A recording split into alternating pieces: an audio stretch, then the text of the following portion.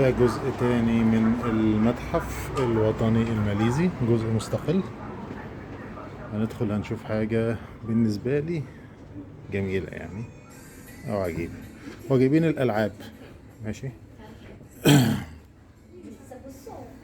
دي حاجات لعبة تقليدية بالقرص دهوت، ماشي. اسمه جازينج، لعبة في الكلورية عندهم. وده شايفين بيلعب بيها، بتلف زي النحلة الخشب القديمة أو كده عندنا، وليها حبل.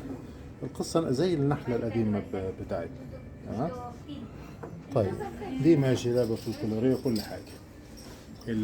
الجميل بقى ان هم جايبين من ضمن الالعاب الفلكلورية، حاطين لها تقييم وكده، اللعب بالكازوز اللي كنا بنلعب بيه في مصر زمان، وحاطينه كجزء من العرض. اهو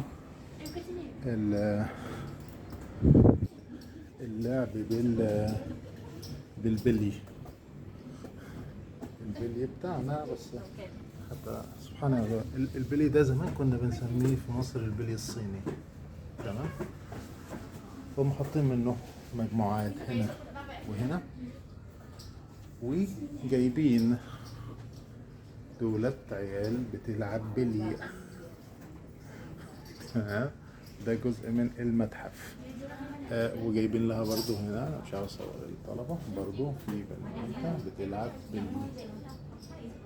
تمام.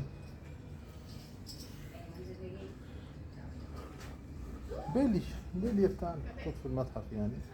وطبعا طلبة المدارس قاعدين بيلعبوا. طيب ايه ده تاني بقى؟